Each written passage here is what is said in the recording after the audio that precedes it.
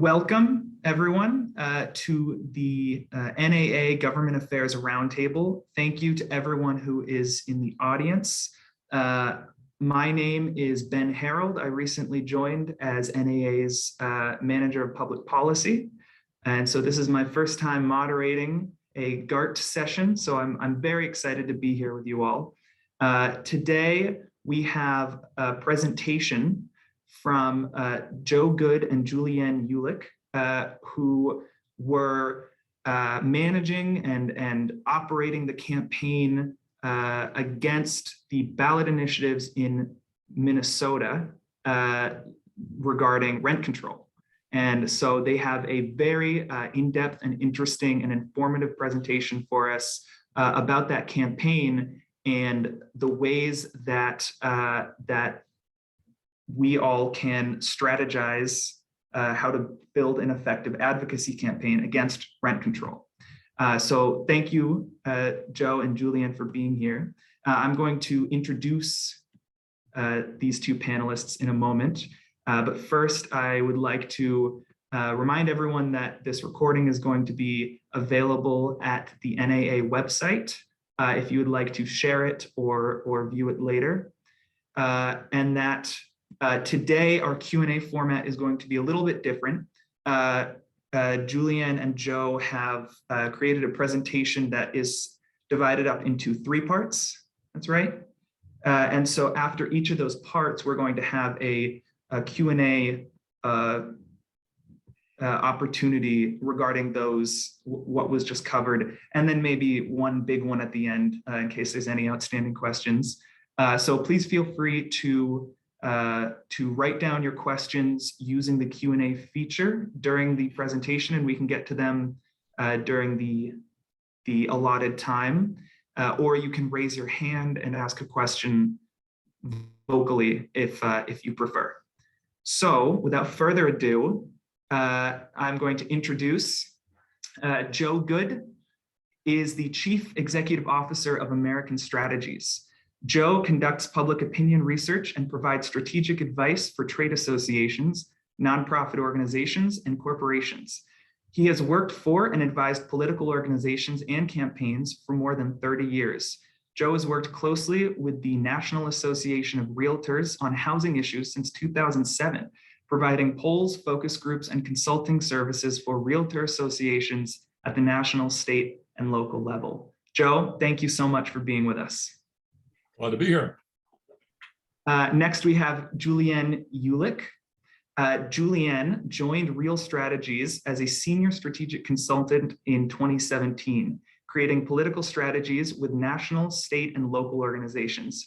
From 2011 through 2016, Julianne served as the campaign services manager for the National Association of Realtors, working with state and local associations on independent expenditure, issue and advocacy campaigns. Prior to joining NAR, Julianne managed candidate campaigns around the country, focusing on grassroots efforts. Julianne, we are very excited to have you here. Thank you for being here. Thank you for having us. And so without hesitation, I'd love to turn the floor over to you both to take us through your presentation. Well, thank you so much, Ben, for having us. Thank you to NAA, especially Fred, Greg, Sam, Ben. Thank you for inviting us into this conversation. We're very excited to be speaking with you. And I want to say from the start, we really want this to be a dialogue and conversation. So we've built in, like Ben said, we built in space for Q&A. So please don't hesitate to raise your hand if you have any questions along the way. While we weren't successful in Minnesota, we're very proud of the campaign that we ran, the lessons we learned, and some of the invaluable information we have now as we move forward. To set the table, I want to let y'all know that one commitment we made to NAA and to the Minnesota Multi-Housing Association is that we would always run a campaign that was worthy of the brand of the members. We made this commitment to all of our coalition partners that joined along the way. We wanted to make sure that we were respectful of the voters. We were respectful of the brand that the members have. While this was an incredibly important election, you also have to do your jobs after. And so we took a lot of care in making sure that we never resorted to cheap political ploys. And so I just want to set the table that that was always a big priority for us, was making sure that we treated the voters and our coalition partners and you all with as much respect as possible. So for this presentation, we have a couple different parts. We have, we're going to do a campaign overview, just giving you the quick shot of what we did. And then we're going to go into the phases. Phase one, talking about kind of the early days and how, and Joe's going to do a lot of stuff on the initial baseline and bulletin groups. Then we'll talk about phase two, phase three, and then the election results and what we learned from it. So Ben, can I get the next slide, please? And next one, sorry. So something that's important for you all to know is that we're running two very distinct campaigns. One in St. Paul was the very specific rent control measure. It was a 3% annual rent cap with no exclusions. It had vacancy control, right of private action. It was, I think the accurate word we kept using, it was the most draconian we've ever seen in the country. And there was an appeals panel for extenuating circumstances. Minneapolis was a little bit different in that it gave the city council authorization to do something next going into the 2022 election season. So very, very distinct measures that were, and I should clarify that for Minneapolis, the way the ballot measure was written was that it was about rent control. So it wasn't, they could just change anything. It was specifically about rent control, but it didn't give specific legislation about what it would do. So we ran very distinct campaigns. And next slide, please.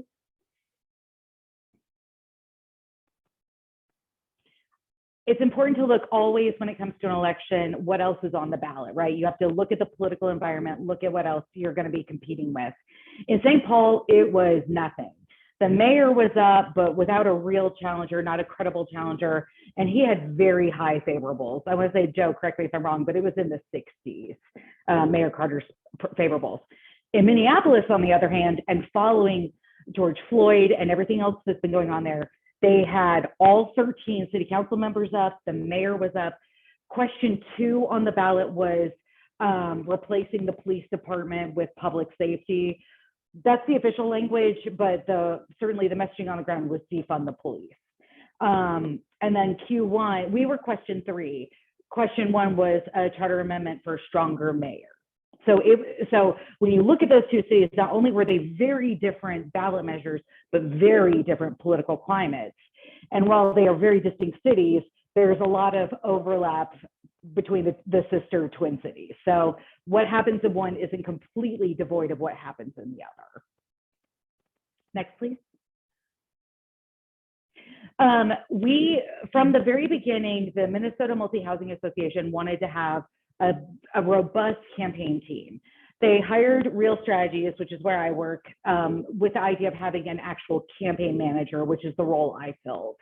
Todd Liljenquist and Cecil Smith were the leaders on the ground from MHA. The rest of our Real Strategies team did all of the campaign planning, strategy, the execution of all the materials and production. Joe with American Strategies and Debbie Beck with Beck Research tag teamed on doing the polling and bulletin. And when I say bulletin groups, we did online focus groups, which Joe will talk about. But they did all the polling and research. And it was really great to have two people. Joe could talk about it more, but he had a long-standing relationship with Debbie, and she had been doing polling for MHA for quite some time. So it was a really great marriage of different polling firms. We hired 2 field firms, one for the city of St. Paul, one for Minneapolis, because our relationship with some of the national hired field firms in the country, we had one we thought would be great in one city and one that would be great in another. And when I say national field firms, I'm talking about paid canvas operations, paid door knocking operations. We had campaign finance counsel. We had campaign counsel later on when we went to do some legal work regarding what was allowed in St. Paul. And then we had 2 on the ground earned media specialists, one that had expertise in the Black community and one that had expertise with MHA. So we had a really, really robust professional team for the whole operation. Next, please. So the very first thing we do, even before looking at the polling, which Joe will talk about how we came to refine our universes, we wanted to look at who does it we know we have to talk to. A lot of that, of course, is based on historical turnout. That's always right. What you look at for election day is what would a similar election have? In St. Paul, that was a little bit easier because there was so little on the ballot. In Minneapolis, it was a lot more tricky because we knew we were going to have increased turnout, but we didn't know what that would look like. And it was really difficult to go back and look at 2020 turnout because of COVID. You didn't want to overassume too much, but we didn't want to underassume. So we played around with those numbers. As we looked at initial polling, we found that because St. Paul is such a highly educated electorate, they were open to our messaging if they were educated about it. In Minneapolis, they needed more persuasion. Normally, as most of you probably know, with a campaign, it's mostly persuasion and get out the vote, GOTV. For us, we had to do education, persuasion, and get out the vote. So it was a 3-tiered campaign, which is part of why it was so expensive. We had to tell the voters about the issue, tell them why it wasn't in their best interest for themselves, their families, their communities, and then also get them to the polls. In St. Paul, that was difficult because nothing else was going on. In Minneapolis, it was making sure our voters turned out.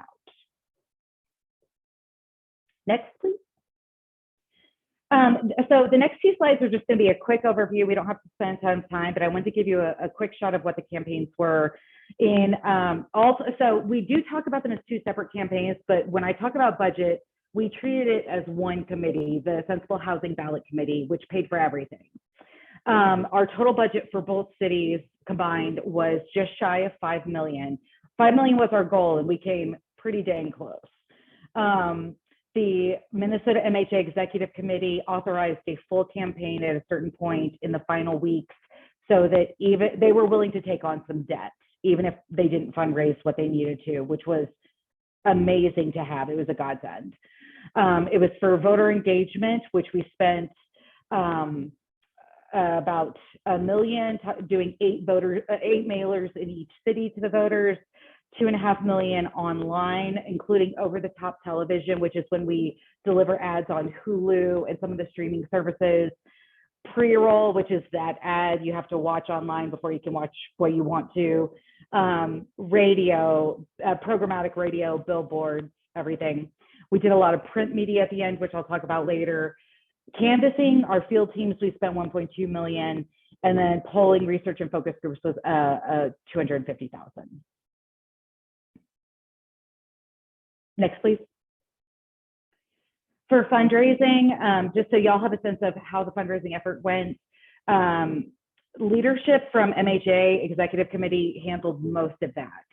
So they were out there beating down doors, taking big meetings.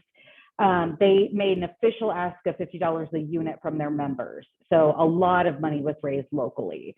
We set fundraising benchmarks so that we could meet the needs of the outreach program of $1 million for August 31st, 3.5 by September 15th. We said 5 by November 2nd, but we really kind of brought it back to the second week of October so that we could spend what we needed to late. And that's what I was referring to in the previous slide about them committing to a certain amount, even if they didn't raise it to meet it, which they almost did. The most money was raised from a handful of big names that I'm sure many of you know, and the realtors came in with $1.125 million. And then NAA was very generous with $125,000 research grant for the polling, which was half the polling budget, and it was incredible to have. We're very grateful for it. Next slide, please.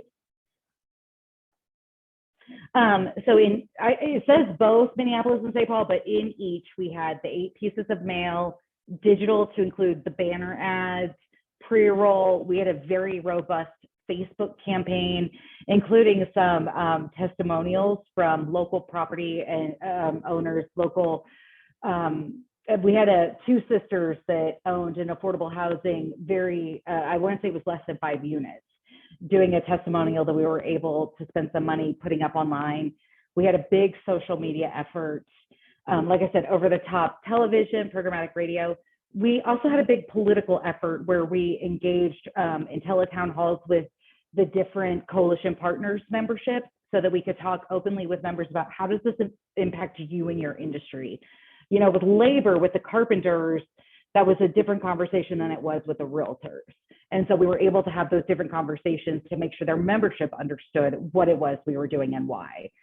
And then late, we did some billboards, some print ads, and we did some translated outreach. For those of you that aren't familiar, especially in Minneapolis, there's a very, very rich cultural community there. We did 3 different translated ads. We did Somali, Spanish, and Hmong, because those are huge communities there, and we wanted to make sure that they were being talked with as voters, because oftentimes that gets overlooked. Next slide, please. This is just to give you a sense of how big the campaign was. When you look at the $5 million number, that it's like, how do you spend that? Where did it go? We did almost 305,000 direct mail pieces, millions online and in Facebook. This is just to give you a sense of how big and broad the campaign was in raw numbers. Next slide. The field campaign was, I think from the very early on, we felt was kind of the crown jewel of our campaign, was the face-to-face direct voter contact. We know as campaign professionals that field programs are the most impactful way to move voters. That one-to-one conversation is important. In the time of COVID, we have to have very strict protocols about how we engage in that way. We always do the training, you know, always, even not COVID times, there's knock on the door, take a step back, smile. For this, it was have a mask, take 2 steps back. We also did a text program beforehand, giving voters the opportunity to opt out of having someone knock on their door. So they were empowered to decide they weren't comfortable with that, which, first of all, it gave us, from a political standpoint, one more touch to the voter, but it also showed that we respected their space and we respected the climate we were in.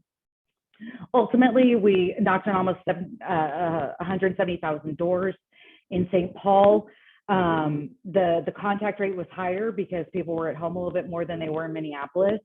We knew in Minneapolis, because in the past 2 years, there's been a lot of really aggressive protest culture, a lot of very aggressive face-to-face activity.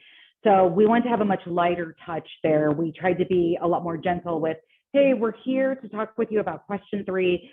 Do you have a minute? Do you mind? It's a bit more passive than I think a lot of field campaigns feel comfortable with, but we thought that that was right for the climate there. And I think we got better contact rates because of that. Next, please. We had a huge earned media campaign. We did a big campaign kickoff in mid-September that was our official campaign kickoff, even though we'd been live for a while. But we got on above the fold front page of the Star Tribune. You can see some of the images there. That's Cecil Smith, the CEO of Minnesota MHA, and both question 1 and question 3. Question 1 was St. Paul. Question 3 was Minneapolis. We had every week we built into that earned media program. So we had multiple press conferences, drive time radio, forums, panels, anything we could do, we did it. And ultimately, we got the Star Tribune editorial endorsement for both measures, to vote no on both measures in the city. Next, please. Our coalition, I think, is what we're most proud of and what we're going to close out this presentation here in a little bit with as we talk about moving forward. I personally have never been a part of a coalition this robust. It was housing, business, and labor. We had the chamber, we had the realtors, we had MHA, we had NAA, we had national with the Multi-Housing Association, we had the carpenters and some of the operating engineers. I don't know if Joe has in his history, but I think that it's one of the most amazing things to see all these people come together and say, no, this impacts all of us and all of our families and communities. And so that was a big part of what we did, was mobilizing the different coalition partners to talk to their members. I mean, our campaign kickoff that I was just talking about, the above the fold page we did that in front of the Carpenters Union Hall. So from the jump, we were demonstrating that this was a bigger effort than just, I mean, I'm not saying anything you don't know, than the rich, wealthy landlords that are trying to take your money. It was absolutely about how this impacts the entire community. And we're going to be talking more about the coalition at, like I said, the end of this presentation. I think the next slide is going to take us into phase one. Phase one, so theoretically, they're defining dates for the phases. We didn't really do it that way. We did it more like, what is the activity? As we talk through the next two phases, phase one is going to be very research heavy. Joe's about to take over for polling and focus groups. That certainly set the table for what we needed to do throughout. And then phase two is going to be a bit about the first tracker poll and what we did based on that. And then phase three is the second tracker poll through election day. And then we'll talk about election results. So Joe, I'm going to hand it off to you. Great. Thanks, Jillian. So what we thought would make some sense here would be to give you, as you're thinking, if you're going to have to face this next year or anytime soon, we wanted to kind of give you an idea of the type of research that we did to identify our targets, our messages, and the best way to go about beating these two rent control measures. I've done probably 10 or 15 campaigns against rent control across the country. It's very hard to beat. As probably most of you know, these ordinances and ballot initiatives are going to show up in big cities. Big cities tend to be very Democratic, and Democrats are kind of instinctively in support of rent control. It just sounds like a good idea to them. So what we've found doing these campaigns, across the country is that you really have to find the thing about this policy that you can beat. You're not going to beat people on the idea of rent control out of the gate. What you can do is kind of find what's the flaw in this policy, what's going to raise questions for people about rent control, because they really haven't thought that much about it, right? It just sounds like a good idea to them. They want to do something about housing costs. And this just seems like an easy solution. It seems like action, and it seems like a win-win. It seems like, okay, you're stopping people from uncontrolled rent hikes, and landlords are still getting a small hike every year. And it just seems like an okay thing. Now I'm going to go back and watch TV. So what we try to do with the research is a couple of things. We want to understand our operating environment. If we're in a situation like in St. Paul and Minneapolis, where we knew we had to beat these at the ballot box, the chance of beating these, legislatively was over. We had to beat them at the ballot box. So we need to understand our operating environment. We want to understand how much people know about the ordinances and how much they know about rent control, kind of what their gut reactions are to the concept. And then we want to test kind of messages. What are the things that we can say? What are the words we can use? What are the images we can use to get people's attention and to get them to kind of think about what this ordinance will really do and how it will really affect your community, your city, your neighborhoods. And so that's what we're trying to do with the poll. So I'm going to kind of walk you through the Minneapolis poll in a little more detail. I'll talk a bit about the St. Paul poll as well. I did the Minneapolis poll. Debbie Beck did the St. Paul polling, just to kind of give you an idea of, if you face this, these are the kinds of things that you need to ask about, the type of research that you need to do to design these messages, to do the targeting, to hopefully beat these ordinances if they show up on the ballot in your city or location. So if you can go to the next slide there. What we're starting off in Minneapolis, as Julian said, is we know from past vote history the type of voter who's likely to turn out in a municipal campaign. But we also, and especially an off year one, remember we were in an odd year, we were in a pandemic year. Normally that means very, very low turnout. But as Julian said, we knew that there were other things on this ballot: a competitive mayoral race, all 13 city council races, and this very, very controversial, very public effort to change the Department of Public Safety, or rather the police department, into a Department of Public Safety. So we knew that turnout was going to be probably higher than it had ever been before, but we didn't know exactly how high it would be. And then, what we're trying to do with the poll is both gauge who that extra bump would be. We know the people who always turn out for these elections are. Where might that extra bump show up? So we were planning for about a 50% turnout, which for those of you who follow politics would know is a really high turnout for a municipal election. And how is that going to affect the demographics of who would turn out? We knew the larger the turnout, the younger the electorate was likely to be.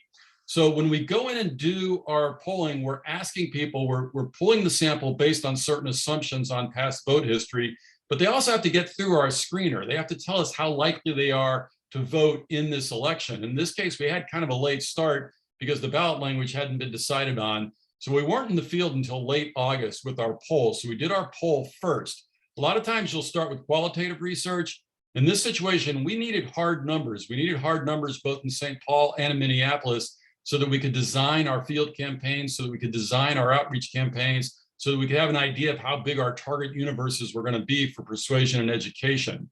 So starting off in Minneapolis, once we got through the screening questions and looked at the demographics of who the likely electorate were going to be, you can see here on this slide, it was a crazily Democratic election. Now that's not surprising. This is Minneapolis in Minnesota. This is a very Democratic city, but we want to quantify that. We want to know exactly how much is the self-identified Democratic electorate going to look like? What is the self-identified ideology going to look like? And here we can see that about 2/3 identified as Democrats, 54% were strong Democrats, consider themselves strong Democrats. 55% consider themselves liberal. These weren't moderate to conservative Democrats, these were liberal Democrats. And then we got into the things that you can't tell in a voter file. This is an incredibly well-educated electorate. 74% had a 4-year college degree, 34% were postgraduates. So that's going to be important to us when we're thinking about our communications and how we're going to talk to people. Our targets were almost by definition going to be college graduates or higher, because that's what made up most of the electorate. We also had a slightly younger electorate than we thought. Now, we knew that it was going to be younger than a normal municipal election, but normally when you do these municipal electorates, they tend to be 30, 35, even 40% senior citizens. Here we had 27% seniors, another 25% were between the ages of 50 and 64, but about half the electorate we anticipated to be under the age of 50. So we knew that we were going to have to do some generational appeal here, but that got to be tough, as you're going to see here in a second. The electorate was also very white. Minneapolis is a very diverse city, but the folks who were most likely to turn out were disproportionately white. We only had about 20% who were people of color, and we didn't show the African-American turnout being as high as we thought it might be based on who was getting through our voting screen. And we also had a much higher homeowner turnout. If you look at Minneapolis and St. Paul, these are both cities that are 50-50 renters and homeowners. This really isn't all that surprising, though. Those of you who follow politics, you know that homeowners tend to be more likely to vote, especially when you get to municipal elections. It's people who are more invested in their communities who tend to turn out in these lower turnout elections. So we did have a higher homeowner turnout than renter, which we thought was going to be good for us and was good for us, but wasn't as good as we needed to be going in. So again, we knew certain things about the electorate, but coming out of the poll, we knew we had a better educated electorate. We knew we had a slightly younger electorate than we thought there was going to be, but we also knew it was a little whiter than we thought it was going to be and higher homeowner than we thought it was going to be. And those are all going to help us as we start thinking about targeting and turnout as we get to our messages and communication. Now, the next part of the polling is the fun part. If you can go to the next slide. And this is where we want to figure out the mood. What's the general attitude of the electorate where we're running the campaign? And that's why most polls start with this right direction, wrong track question. We just kind of want to know what's the general feeling people have about the city, the state, the town that we're running a campaign in. And you can see from this slide that Minneapolis, people were in a pretty sour mood, right? Usually when you ask about your city or your town, there's a little bit of a rally around the flag effect, and people tend to be a little more right direction because that's where I live. Not Minneapolis. 63% felt like the city was off on the wrong track. So that tells us something about our messaging, that people were looking for some kind of change. They weren't very happy with the way things were going. They weren't very happy with the way city government was working, and therefore really felt like the city was off on the wrong track. That's a real clue for us in message development. If you go to the next slide, we also kind of want to know, what do people feel about the politicians? Remember, there was a competitive mayoral race on the ballot. Jacob Frey was the incumbent mayor, and the two candidates over here on the right, Kate Knuth and Sheila Nezhad, were the two major challengers. So what we learned from this was that Frey had about a 47% favorable rating, but he also had a 47% unfavorable rating. So we knew a divided electorate. Now, Frey voters tended to be the types of people who were against rent control, so that was good for us. But we also noticed that there were 47% who did not like Frey. That was not good for us. This tended to be the younger people gunning for change. So we knew that it was going to be a very competitive, very tight race in terms of how this electorate, the mood of the electorate, they were very divided on the incumbent mayor.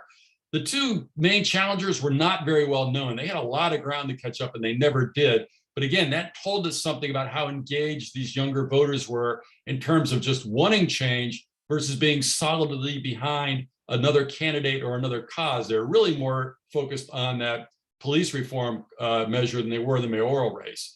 But the most important thing is there on the second thing. When we asked about the Minneapolis City Council, 56% had an unfavorable opinion of the Minneapolis City Council, just kind of as an entity. Now, we knew that was going to be very important for us, right? Because this measure in Minneapolis wasn't about rent control specifically. It was about giving the city council more power and letting them create a rent control measure.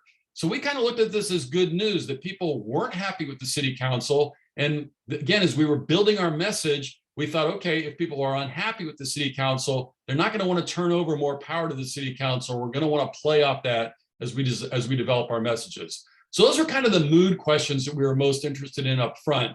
If you go to the next slide, what we then asked voters, we test the ballot message. Now, we had other things. We asked about the mayoral race. We asked about the question 1 and question 2 on giving the mayor more power and where they stood on police reform. But for our measure, question 3, we read them kind of a paraphrased version of the rent control measure. You can see over there on the left. What it said was, shall the city charter be amended to authorize the city council to regulate rents on private residential property in the city of Minneapolis? Note, it didn't define a rent control policy. It just said we're going to give the city council the power to create a rent control policy. Well, you can see over here on the right-hand side, if you look at that far right-hand column, this result was pretty good for us. I thought, I always hypothesized going into it. I figured it would be at 60% favor, somewhere in the 60s, low 60s. But only 52% were in favor. And that is not what I normally see when we do rent control measures in other cities. It almost always starts at 55, 60, 65% support. But here in Minneapolis, because it was this kind of squirrely wording about giving the city council more power, a lot of people were hesitant about it. It only got that bare majority support. And in fact, 45% were opposed. This is kind of statistically a statistical dead heat, kind of a coin flip here. And if you look at when we asked people how certain they were to vote either yes or vote no, look at that 30% were only somewhat certain about their rent control vote. So that's gold for us, right? We knew that there was 1/3 of the electorate that thought it was an okay idea, but they weren't really very certain about it. Only 22%, 1/5 of the electorate was very certain that they were solidly behind rent control. We knew we had to get over about, a good percentage. We targeted half of those soft supporters, but those are the folks we were going to have to persuade to pull this thing across. On the no side, we had to consolidate that 17%. We're really kind of, I'm not sure this sounds like a good idea. I want to learn more about it, but we needed to educate those folks, persuade those folks that, yes, you were on the right side. And then we wanted to do that GOTV, those people who were very certain to vote no. We wanted to make sure that they got out to vote. So we felt very good about where we were starting in Minneapolis. Kind of a coin flip and a lot of persuadable voters that we thought if we could get our message in front of them, that we'd be able to persuade them. So if you go to the next slide, the last thing that we want to do before we go on, and one thing very important that I want to show with you here is just the demographics of support, because this helps us with our targeting. And what happened in Minneapolis and also in St. Paul, the gender and age divide was really bordering partisanship in terms of predictability of vote. And I suspect if you run into these in your cities, you're going to see the same thing. Women are much more supportive of rent control than men. And you can see here, women were 60% in favor. Men were only 42% in favor. In fact, men were 57% opposed. And if you look at the bottom of this slide, look at that age correlation. Look at how the younger you are, the more supportive you are. The older you are, the more likely you were to oppose rent control.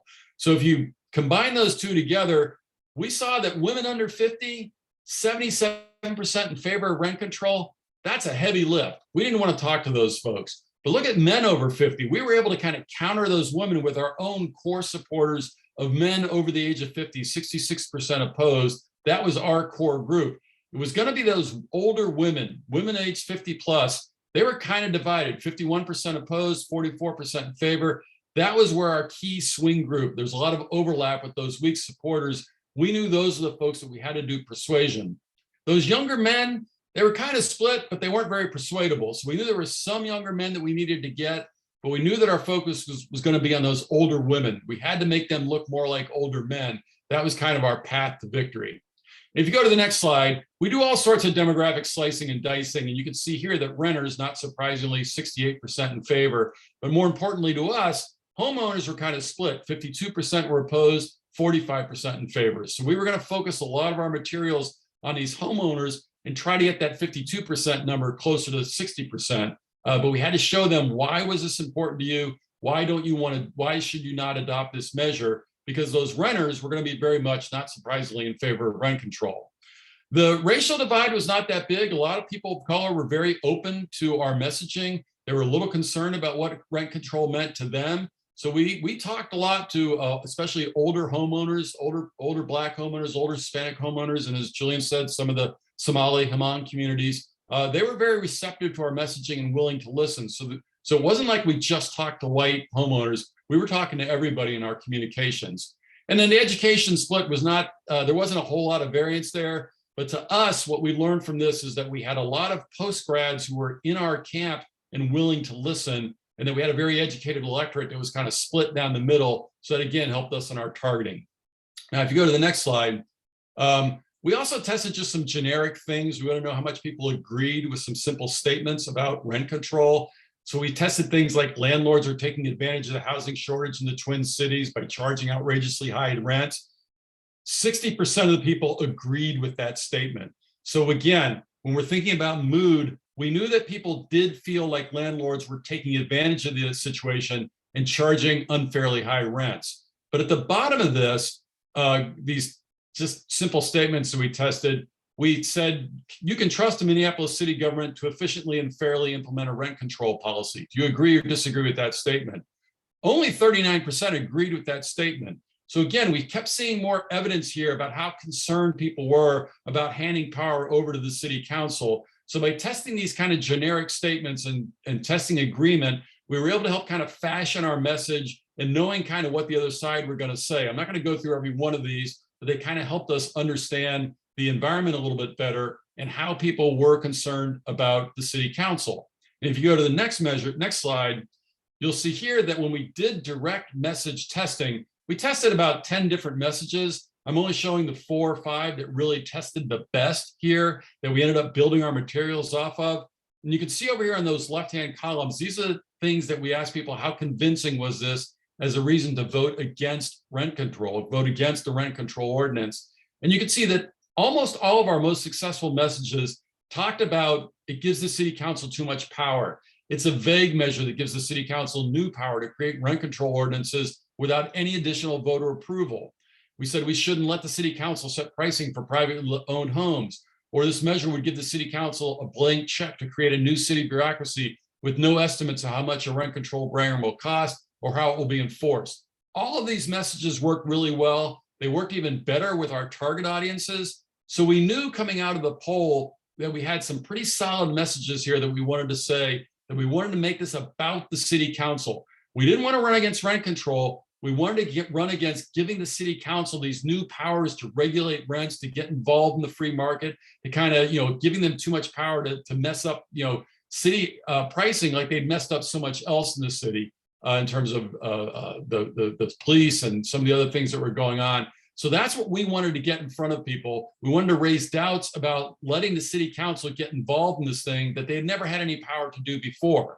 And we also learned in this bottom argument here that when we said most economists and academic studies say that rent control fails to reduce housing costs and ends up reducing the quality and quantity of rental housing, that was a very persuasive message, especially to our college grads and our post grads. So a lot of times people don't buy that, they want to hear the academic pointy heads. But in both Minneapolis and St. Paul, this was a very motivating message. They kind of wanted to know, what did the studies say? What was the experience in other cities? And they wanted to kind of, understand, had it worked in other places? So we knew that we wanted to incorporate that into our messaging as well. So if you go to the next slide, coming out of the baseline poll in Minneapolis, the last thing that we learned in the poll was we go through all that messaging, all those statements, and we say, now that you've heard all this, now how would you vote in this measure? So on the left-hand side is the initial vote. On the right-hand side was the post-information vote. This was the most depressing part of the poll for me, because while we moved some people, we only went from 45% no to 52% no. So what this told us coming out of the poll was that we could move some people, but we're basically going from a coin flip slightly in their favor to a coin flip slightly in our favor, even with all the messaging that we had dumped on people, all the negative things that we had said about question 3, we were basically still in a statistical tie at the end. So we knew we were in for a dogfight. We knew that we had this democratic, well-educated liberal electorate that was listening to us, but they needed to hear a lot to really get them to change their minds. So we knew we had a tough fight ahead in Minneapolis. So if you go to the next slide, this again just kind of shows you how we do our targeting. You look over here in the right-hand column, shift toward opposed. You can see that women 50 plus were our biggest shifters. They were the people who moved the most with the messaging.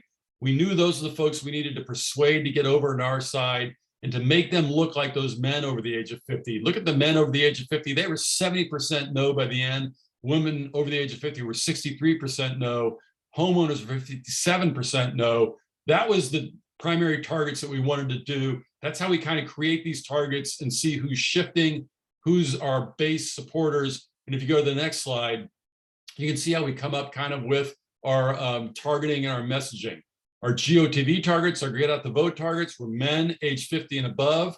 We also knew because it was going to be so close and because it was going to be hard for us to move people, we had to get those men 35 to 50 who didn't profile as Democrats. There weren't that many of them, but we knew that we had to get every last no vote out. So we had to sift through and find those men who weren't identifying as Democrats in Minneapolis and St. Paul. We have all sorts of ways to do that, but I'm not going to get into it right now. Our persuasion targets were women over the age of 50, and we just didn't even try talking to women under the age of 50 and men under the age of 35. That's how we save some resources and how we target our resources more to other groups. Now, if you go to the next slide, at the same time that we were doing the Minneapolis poll, we were also in the field in St. Paul. Debbie Peck did a poll there, and this one came back the way we were afraid Minneapolis would. 65% were in favor of rent control, question 1 in St. Paul. Only 35% were opposed. So we knew we had a really big battle in Minneapolis, but we also knew that we had a really low turnout in Minneapolis. We knew that if we could get 30,000 no votes in Minneapolis, we had a real good chance of winning because we knew turnout was going to be pretty low over there. Just was no real reason to turn out. But this is a real eye-opener. Sorry, Joe, in St. Paul. I'm sorry, in St. Paul. I'm sorry if I said that. So 65% were voting yes in St. Paul. Only 35% were voting no. And if you go to the next slide, we're doing kind of the same things. Debbie is breaking out things by demographics. She's finding the same thing that I'm finding in Minneapolis. Supporters tend to be women. They tend to be liberal Democrats. They tend to be younger. If you look over on the right-hand side, our GOTV targets, our opponents tend to be older men, 50 to 64, older white men. They profile more as Republicans and independents. So that's where our GOTV is going to be. And our weak no and our weak yes is going to be where our targets are. And you can see, again, there was a lot of overlap here. Moms, some seniors that we needed to consolidate. We were speaking to some of these liberal Democrats who weren't very liberal. They were a little less liberal. So we had to kind of expand the playing field in St. Paul to where we were speaking to a very wide audience. Just because that 65% yes meant we had to persuade and educate we had to educate and then persuade a lot of those voters. So if you go to the next slide,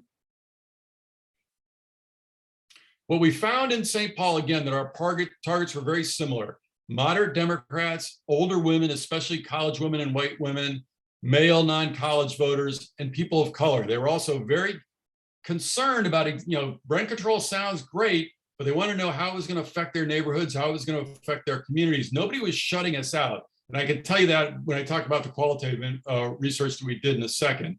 But we had a lot of education targets of people who were only soft in favor, but they wanted to learn more. And that's kind of what we ended up building our message off of. I'll show you in a second. We knew that our GOTV targets would be these kind of Republicans, independents, moderates, conservatives, but we knew that there just aren't enough of those in St. Paul, that we were going to have to get some of these older Democratic men who leaned against rent control, and we had to solidify with them that they were right in their kind of suspicions that rent control wasn't a very good thing. So if we go to the next slide. So our messaging highlights out of St. Paul, and remember, we had a policy to run against in St. Paul. It was a very specific policy that limited rent increases to 3% and all the other things that Jillian talked about. It applied to all buildings. Nothing like this had really ever been tried before. So we really wanted our voters in St. Paul to think twice, that it wasn't what you thought, right? It wasn't just, oh yeah, I'm for rent control, it's a good idea. we were like, hey, wait, stop. Would you go buy a car without reading the manual or reading a few reviews? So our whole thing was to say, think twice about this. This is going to have a big community, a big impact in your community. And then to say, it's not really what you think, right? This is going to apply to all buildings. It's going to make housing, less quality housing. Most economists and academic studies say it fails to reduce housing costs. That was very popular in St. Paul as well in Minneapolis. And that St. Paul was going to be the first city to really try this kind of all-encompassing sweeping rent control measure. Never been tried before. No one really knows what the impact's going to be. So we're just trying to raise questions about it and trying to get people to think about, how does this really work? How has it worked in other cities? What do the experts say about it? We knew that that was kind of what we wanted to get in front of people as we were doing that education campaign that Jillian was talking about. Did you want to say something else, Jillian? Okay, all right. Next slide. This is, again, just kind of the shifting. There's a lot going on in this slide. But look over here on the right-hand side under shifters. These were going to be the people that we knew we had the most chance to move. Again, you can see age 50 to 64, women, independents who lean Democratic, some of the younger non-college voters, people who felt a certain way about the affordable housing issue. But again, you can see a lot of overlap here with the targets in St. Paul with the targets that we had in Minneapolis. So go to the next slide. So what we like to do usually is we like to do what we call qualitative research. And the difference between qualitative and quantitative research is qualitative research gives us a chance to hear how voters talk about an issue, hear the words that they're saying, see how they react to some of our materials, see how they, what images and pictures they have. And if we're able to do focus groups, how they talk to each other about it, because we want to see where the intensity is, what words people are using, how emotional they get about things. Well, in a pandemic, it's kind of hard to get people to go sit in an enclosed windowless room for 2 hours talking about rent control. So what we did, which is what we would normally do with the focus group. So what we've been doing is something called bulletin board groups. And these are kind of interesting because they offer us a chance to kind of have more one-on-one conversation with voters. They take place over 3 nights, and we recruit them just like we recruit a focus group. But we ask people to give us 1 hour a night for 3 nights, and we shoot them questions, and they type in their answers. And we can do follow-up questions and reply to them. We have kind of a one-on-one conversation, and we're able to show them materials. So we had a lot of ideas coming out of the 2 polls, but we weren't sure which ones exactly would get people's attentions. We weren't sure exactly what images to use. And we don't know if we're going to miss anything. Like, did we miss something in the poll that maybe these bulletin board groups would show us as we watched how people talked about rent control and how they talked about what was going on in their cities? So we use these bulletin board groups to kind of test and validate the poll findings, to have this conversation with a real diverse group of people, because we can have Blacks, we can have renters, we can have homeowners, we can have young people, we can have old people. We know who they are, and we're having this conversation with them. And it's easier for us to have a more diverse conversation than we can have in a focus group room. So we had about 50 people participating over 3 nights. We showed them lots of materials and test materials that we were going to use. They were able to mark them up, highlight words that they liked, cross out words that they didn't like. We were able to kind of measure their reaction and their intensity. And did we miss anything in the polling that maybe we would see here in the bulletin board groups? And in fact, they proved to be very invaluable. They validated a lot of what we wanted to know. We found in both cities that we were able to move people, that they read our materials very closely, that they kind of validated that they really were interested in what the experts had to say. In St. Paul, we realized that people very much wanted to know what local mom and pop landlords thought. How is this going to affect them? When we showed them, hey, here's the type of people who rent homes. Here's the type of people who are going to be affected. That really struck an emotional appeal with people in St. Paul. And we were able to actually find some mom and pop landlords with some very effective materials at the end. But that kind of personal thing, we tested okay in the poll, but in the bulletin board group, it tested off the charts. So we knew that, hey, here's one we missed that we get a real emotional response from. In Minneapolis, it really validated that people were very frustrated with the city council, that we had a really good message that we wanted to go with, that images like giving the city council a blank check is a bad idea.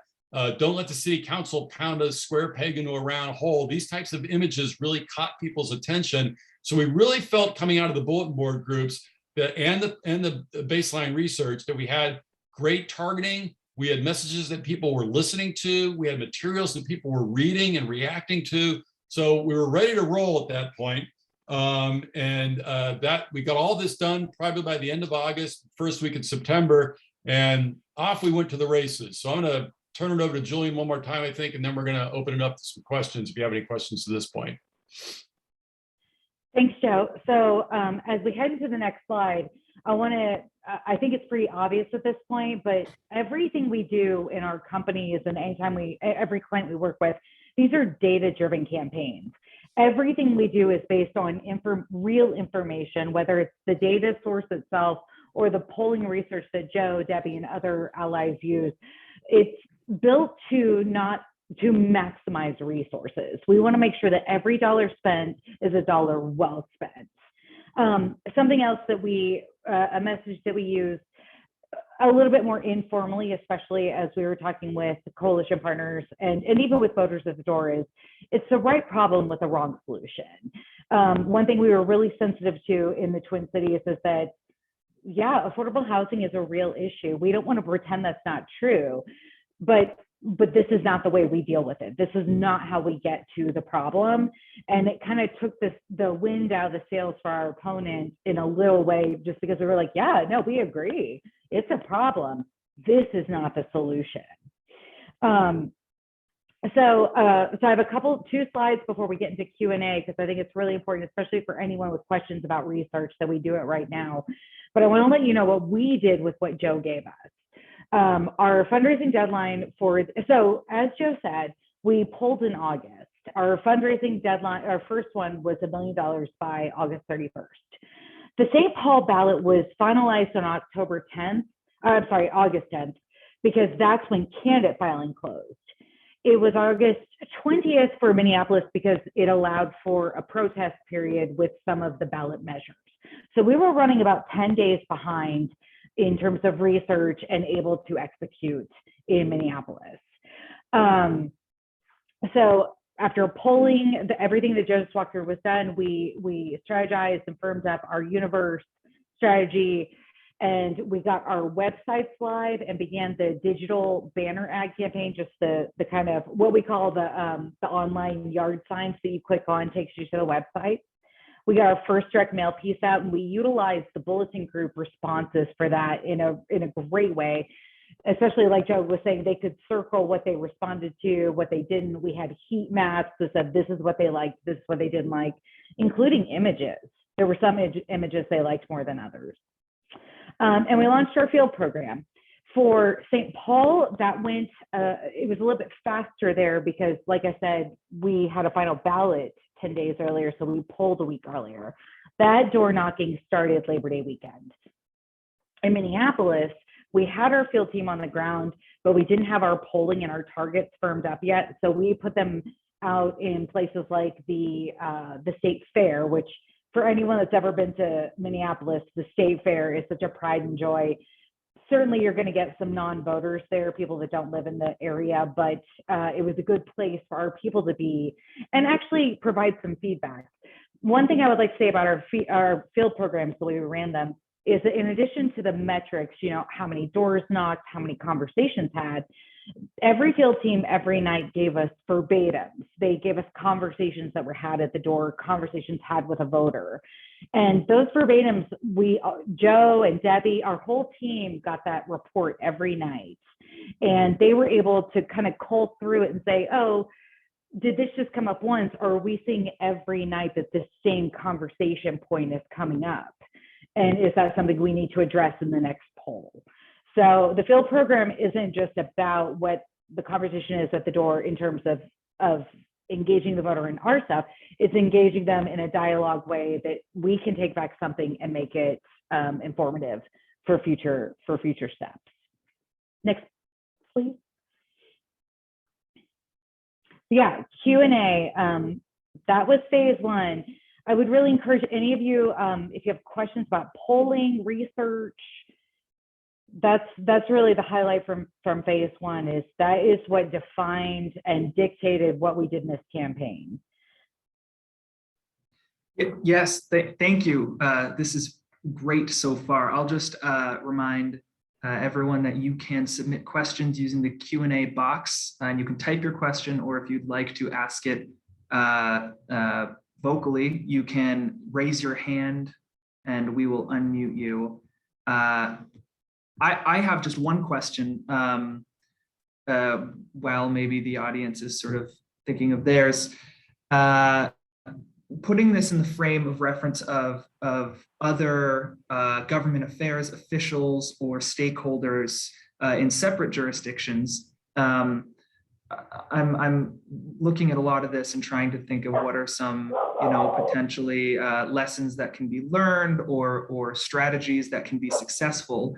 And so I'm curious about St. Paul and Minneapolis, known as the Twin Cities. Theoretically, I'm not from there, so maybe I'm sort of I'm showing my ignorance, but I would think that there would be a lot of similarities between the two cities, and yet with a lot of the polling, we saw that there was a discrepancy in the contact rate, in the initial votes, and in the sort of what messages were successful.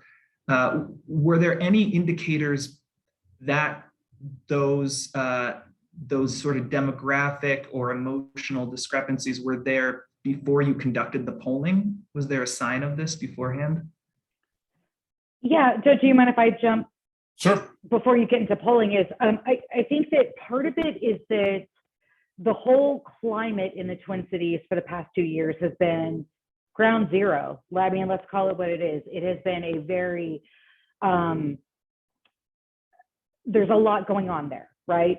There's a lot of emotion. There's a lot of real action. That's the epicenter of a lot of social justice movement in the country. I think that part of that is why what happened in Minneapolis is very different than what happened in St. Paul because of what was on the ballot. But not just that, it's also how the electorate had been engaged to that point. When the first trip I made up there in August, and Cecil and Todd were driving me around, they were driving me around Minneapolis, showing me some of the buildings that had been burned down and not been rebuilt yet. And when you think about the climate of what happened last year in Minneapolis versus St. Paul, they definitely are the Twin Cities, and there is a lot of similarity. I think there's also kind of an underlying sibling relationship between the two, that they're distinct cities that should not be treated the same. So I think there's a lot of varying things there. I think that anyone we talk to now, though, would say whatever happens in one happens in the other. And so I just think that's an important piece of the climate. Joe, I don't want to speak to the research of it, but I think that's culturally. Yeah, I don't think I have a whole lot to add to that, except that, again, there were two different measures, right? So one was an actual rent control policy, and one was just changing the city charter to let the city council create a rent control policy. So, the demographics of support and opposition tended to be the same, but the messaging kind of by definition had to be different. All right, thank you. Yeah, I mean, it's very interesting and very topical. So thank you both. We do have a few questions coming in. This is from Eric Garduno. For the field campaigning / door knocking, was that carried out by volunteers from the industry or coalition members? It was a paid effort. And so we hired two different firms, two professional firms. They're not necessarily based out of DC, but they're professional firms. That's what they do for a living nationally. And we had a long-standing relationship with both firms. They're hired to train local people. We fly in the managers to develop a program, train everyone, but we want to have the people actually knocking on doors be local. In this particular campaign, especially in Minneapolis, because there was such a huge grassroots effort for other things, we did end up flying in some well-trained canvassers for both. But by and large, the canvassers themselves were local. They were not volunteers, so they were paid. We did have volunteer efforts with our coalition partners that were kept separate from the paid campaigns, but done in tandem in terms of the data, like who's knocking in which neighborhood, let's make sure we're not duplicating efforts between the paid and unpaid. We definitely utilized our volunteers in a separate way. But when you look at that 170,000 doors knocked, that was paid. Thank you. We have another question from Tom Benedetto. It seems like you did a lot of polling to inform your messaging, but given the fact that the messaging did not move the needle enough, would you have done anything differently with the messaging? Well, yeah, when you lose, you want to do something differently, right? Yeah, I mean, we did everything we could, I think, and we identified the message that we thought would work. I think, and a little spoiler alert here, we're going to do it at the end, but I think one of our problems in Minneapolis, we really did fail to move the needle. We consolidated the opposition vote, but we never did persuade enough Democrats to vote against rent control. And I think what we lacked was the kind of personal appeal. We thought that the vote against the city council was going to be emotional enough and drive enough of, and I can't stand those guys, I'm not going to let them do another thing. In the end, that got us to 47%, but it didn't get us over 50%. And I think what we needed to do was to find some way to make it a little more real to folks that this isn't going to solve the problem. But we're really in a bind. I mean, it was just hard to run against a policy that didn't exist. So we didn't know, which rent control policy we were going to run against. And I think I said at the outset, it's very hard to beat the concept of rent control. And I'm going to cheat down to one of the next questions, differentiating between rent control and rent stabilization. No, your average voter has no clue, right? Your average voter barely knows what rent control is, much less rent stabilization. So you have that conversation when you're having the legislative battle, right? But once you get to the people, it doesn't matter how you talk about it. Folks aren't paying that much attention. So what I think we failed to do in Minneapolis was we just didn't find the emotional, personal enough message that would get us over 50%. I think at St. Paul we did. It's just that the odds were too much. I mean, we drove it from 65 down to 53%. We did move the needle. We just didn't move it far enough. And in both cases, I think part of our problem was we just didn't convince enough Democrats that it was okay to be against rent control. And we have some ideas for that. We'll talk about that at the end. I would also say that there was, Joe talked about this at the beginning of his presentation with polling, is we were assuming 50% turnout, which, as he said, is unprecedented in an odd year municipal. It ended up being 54% turnout. And I do think that we kind of understood early on that there was a certain turnout level, especially because that increased turnout was going to be young voters, that we might not be able to overcome. That the numbers just would not be there to overcome a certain turnout level. Joe, I'm sorry, I don't mean to speak for you, but I think that's an important thing to consider is 54% turnout in an odd year municipal with other things on the ballot. How do you overcome it? Yeah, thank you. Thank you. These are good questions, and thank you both for being honest with your answers.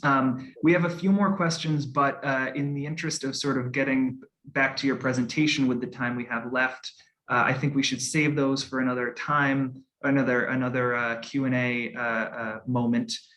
Or if either of you, when you're not on, see a question that you think could be easily answered with a couple of words, you can go ahead and respond in text, if that's okay. Sure. And Julie, maybe we could go a little quicker through these next. I was going to say, I'm actually probably not going to pause until we get into what happened, because I think that the next couple of phases is. Yeah, because we'll answer some of these questions. Yeah. So yes, Ben, please go ahead. Sorry, with the questions or with the presentation? With the presentation. Sorry. Okay, great. All right, we'll keep going. Thank you. Yes, so we're going to go through phase 2 and phase 3 together at once. So next slide, please. So phase 2, this is what I would call it like second week of September. It was after initial polling. We had launched field. We'd gotten a few things on the ground. The polling was done. The first tracker was done first week of October.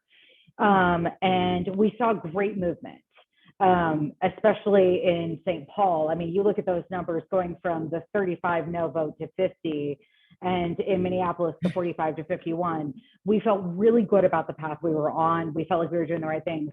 I want to say what's very important about the tracker, and this is why polling, as Joe would always say, polling is a snapshot in time. It is important to know that it is an assessment of what is happening in the moment. So this is our polling. The week we were in the field, I want to say the Tuesday after our Monday big press conference that was above the fold in front of the Carpenters Union. It was a great news cycle for us. Next slide, please. Our fundraising deadline was 3.5 by September 15th. We done all the adjustments on the universe criteria. And when I say universe, that's the group of voters we're talking to. And we were playing with the size to meet the budget we were working with, developing the segments that Joe just talked about, like here's how we're talking to older men, here's how we're talking to college educated women, here's how we're talking to people of color. We just kept ramping up all of the outreach, digital, direct mail pieces, which we had dropping every 3 to 5 days. This is when we were growing our coalition and political support. We did, like I said, the kickoff press conference and the field program. We wanted to get through pass one of the entire electorate that we'd given each universe. So that was phase one, call it September, early October. Let's go to phase two. Or I'm sorry, phase three, sorry. Next slide. So we did another tracker 2 weeks later. And we found that in St. Paul, our no vote had dropped, and in Minneapolis, we were holding steady. What's important to know about what happened in St. Paul is that Mayor Carter, who had the high favor balls and no real challenge, that week had come out with earned media supporting the yes vote. That is, if I had to identify one thing that really did us in St. Paul, it was Mayor Carter coming out saying, vote yes, I'm voting yes. It wasn't an official endorsement of the yes vote, but it really was. And especially in super liberal progressive cities like these two, liberals want to feel like they're helping. They want to feel like they're doing the right thing. And one of the comments that he made was, it's not perfect, but it's a start. And I'll be completely honest with y'all, I am a liberal progressive. And I was like, I know how wrong that is, but that messaging would work on me if I was in that situation. It was very impactful, very powerful. And the voters responded well to it, even though we've been talking with them and educating them. Next slide, please. So at that point, we got the full campaign budget approved, even though MHA was taking on some of it as a debt. We refined our get out the vote universes. One thing that I think it's good for all of you to know, especially if we have the opportunity to work together, we take in early vote in real time. Early vote in Minnesota started September 17th, and that was a big part of our phase one plan. Was we want to make sure we're talking to the early voters before their ballots drop. So we get that early vote and we start excluding them from our universe of people we're talking to. With mail, it's usually too late, but at least digital and phones, we can modify our universes and save money by not talking to people who have already voted. We did our final mail pieces. We were really ramped up with political and earned media. We did a GOTV press conference in broken ground where an affordable housing complex was supposed to be built, which if you follow any of the press since then, they've flat out said they're pulling out at this point after what happened in St. Paul. All the billboards, print media, and the field program, we were just all the bodies on the ground all the time. One thing I would say is that the earned media, the political media, we were definitely engaging all of those partners as much as possible with volunteer efforts, asking them to reach out to their members. We tried to have a fully comprehensive campaign the entire time. Something else I do want to bring up before we get into the end stages is for any of you on the call, you may have thought about, does the property tax argument work? That was certainly something we got from some of our coalition partners, particularly the realtors. We found in every poll that we did, it didn't work. And I think that's something for anyone on this call that's coming from a more progressive liberal city. And one of our allies from the realtors said it very beautifully at a donor meeting was, I don't know, we just want to help each other. I don't mind paying a little bit more in taxes. And I think that that mindset is something important for us to think about as we try to make rent control personal and personal while making it slightly less emotional for especially our more progressive liberal voters. How do we talk about it in that way while also respecting how they feel about their communities? So that's something I think that's important for us to remember. Next, please. Do y'all want to take a minute for, do you want me just to go? Yeah, why don't we just go ahead and finish up so we can, Okay, so it's all you, Joe. Okay, so as you all know, we were not successful in either city. St. Paul and Minneapolis, we ended up losing. The yes vote got 53%, 47%. You can see in St. Paul from our benchmark, we did knock it down 10 points, but that wasn't enough. We did move the needle. And you can see in Minneapolis, we're stuck. I mean, we didn't move the needle. We were really unsuccessful in. I think what we were successful in was consolidating our opposition vote. But if you go to the next slide, I think it's going to be the next slide. Well, this just shows you how close we came. If we had just changed 1,600 votes in St. Paul, remember I said at the beginning, we thought if we got 30,000 votes, we'd win. We got 27,581. They got 30,965. So it shows you how close we came to winning in St. Paul. Minneapolis, same thing. If we had changed 3,000 minds, we could have prevailed, or if we had turned out, more of our no voters. But we weren't able to do that. But part of the problem, if you go to the next slide, was that the turnout was just crazy. We were expecting a 50% turnout. It ended up being over there, if you look on the far right-hand side, 54%. That's as high as it's ever been. There's never been a turnout that high in Minneapolis. And we knew that every point above 50% meant probably that's half of them were going to be people under 50, that there was the turnout among the under 50 people of color renters was going to be much higher. And we had run some models and we knew that was going to really probably sink us. Every point above 50% was problematic, and it ended up being 54%.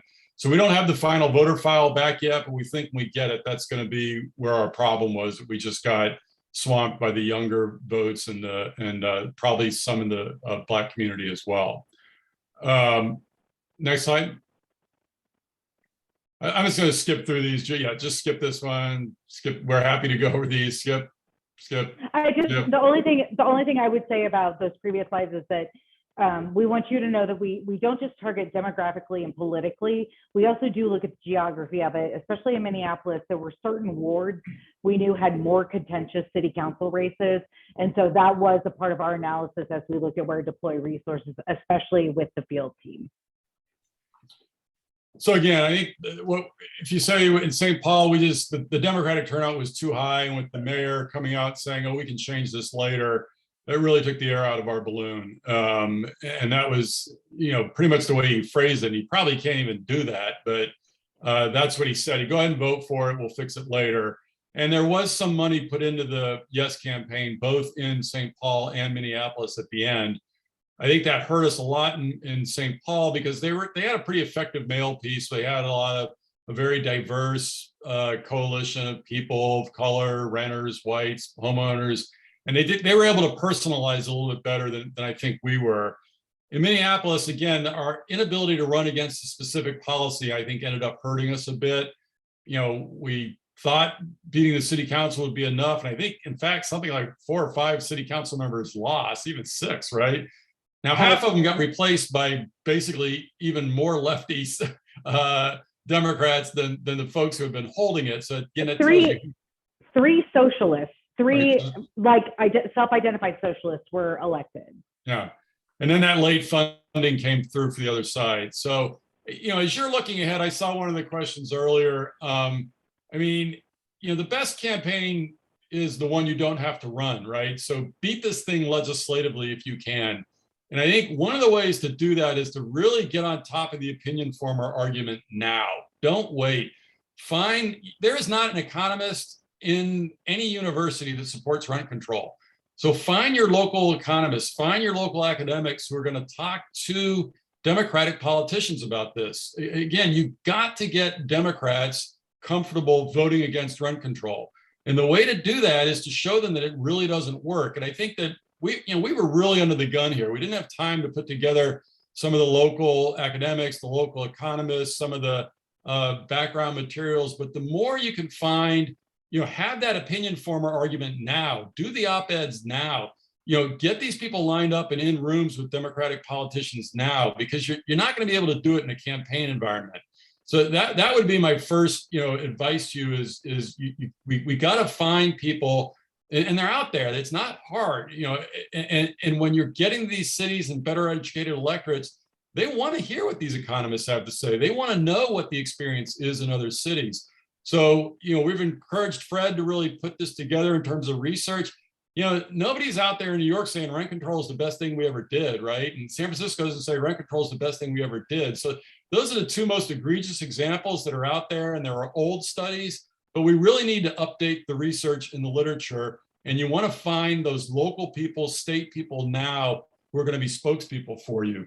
You also got to find women. I mean, I've probably done 15 of these campaigns.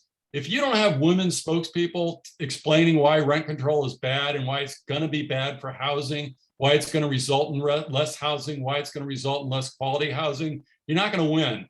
And I think that that's another important thing as you're finding your coalition partners and finding spokespeople. You need people of color, you need women to be talking about this issue, because there's so many single moms out there. That women are so much more empathetic about how much people are paying in rent, just the cost of living, inflation, et cetera. So you have to have people who look like you relaying this message. And again, you can't make that happen overnight. You need to be working now to find those people, to educate those people so that they're ready to go if and when you're gonna face this at the ballot box. And the other thing I'd tell you to do is build the mom and pop landlord database now. Don't wait. I mean, I'm surprised every time I go to these cities, nobody seems to have any database of who's a landlord and who isn't. I mean, even the cities don't, right? So you want to start finding the mom and pop landlords now, because you want to personalize this. You want to have local people explaining why this is going to be bad, why this is going to hurt, local communities and local people. Those are all great things that you can be doing. Having the conversation now. Is the average voter paying attention? No. But are politicians paying attention? Are opinion farmers paying attention? You want to do that education now, because it's hard to do it in a 4-month sprint like we did here, a 3-month sprint here. So there's a lot of education that you can do, I think, to kind of set the table for beating the policy that ends up on your ordinance.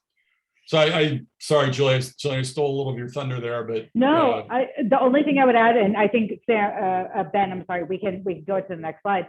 It's the other thing to learn from this, I think, and you can keep going, is that as you think about putting together those people, especially women and people of color, and different representation for all the people impacted by rent control, you have to assume that the other side is going to play dirty.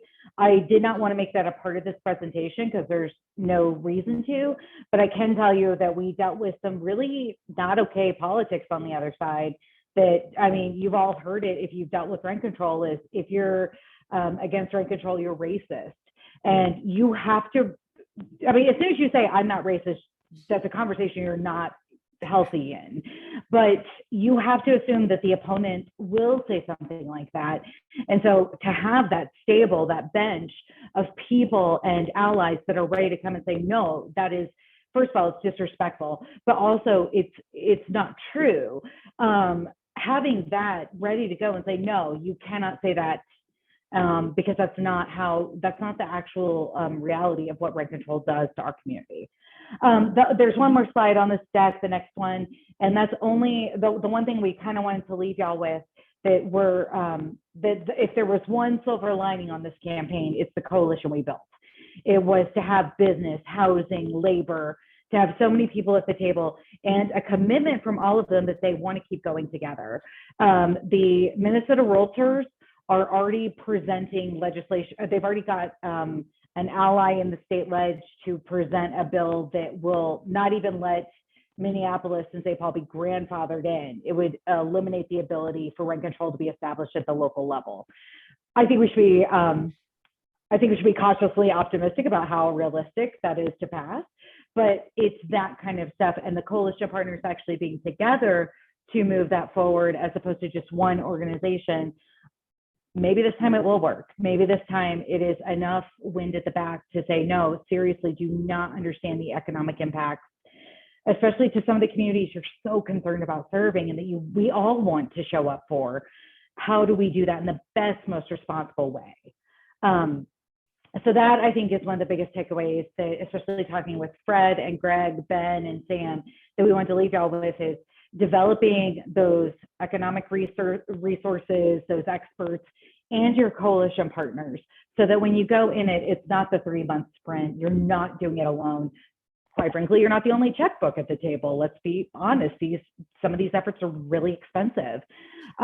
Making sure you have all that you need at your back before you even have to deal with it. And whether it's rent control or another issue, it will only serve to make you stronger. And that's what, I would want to close out with what I said at the very beginning. I am very proud of this campaign. I'm proud of the campaign we ran. I think we did literally everything there was. By the end of it, when we were looking at the budget, I was like, is there anything else we could do? And I think we did everything possible. We used the right messaging, the right targeting. It just was not a political environment we could overcome. But I think we learned some lessons that we'll know what to do better next time. So thank y'all so much for letting us join you. Sorry, Joe. I would just say, just on these last 2 questions, what alternatives to rent control? We were pushed on that. Again, that's what I call an opinion former argument. But we were able to get some mileage out of the fact that the emergency relief aid hadn't been distributed.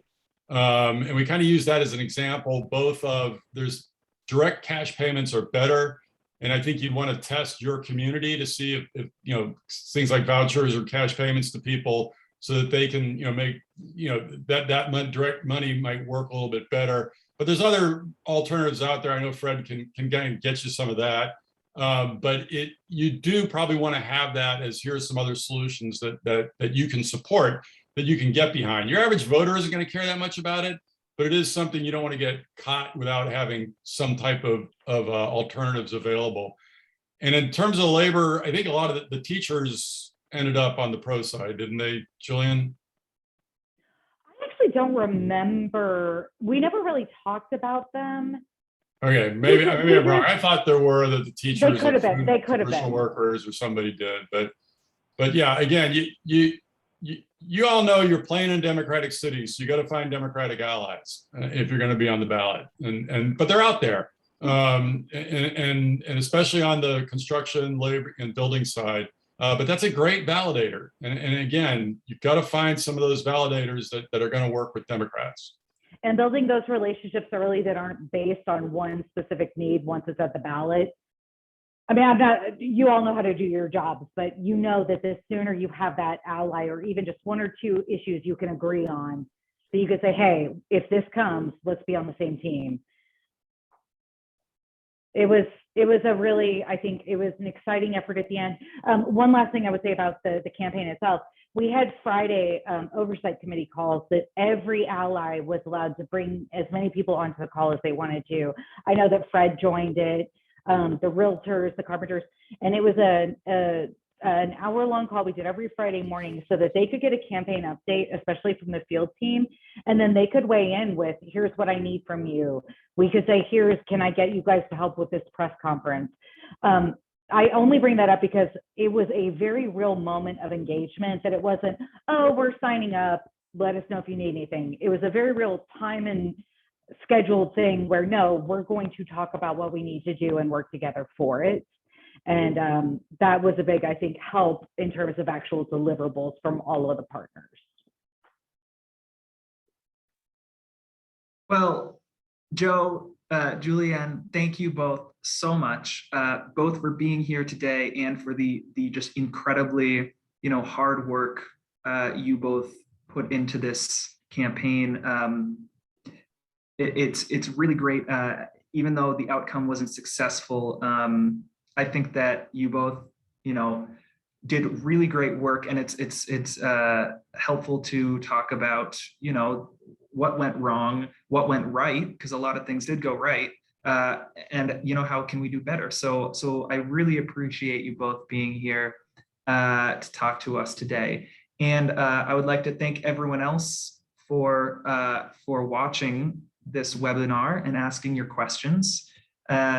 And just a reminder that this recording will be online at the National Apartment Association website, which is naahq.org.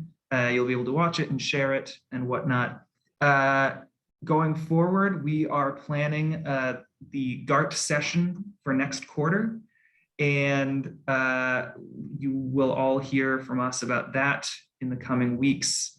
If you have any suggestions about topics you'd like to hear for the next session or for further sessions, you can reach out to me. My email address is bharold@naahq.org, and I'm putting it in the chat. Or if you have any general feedback about these sessions, please, you can reach out to me or anyone else on the NAA staff.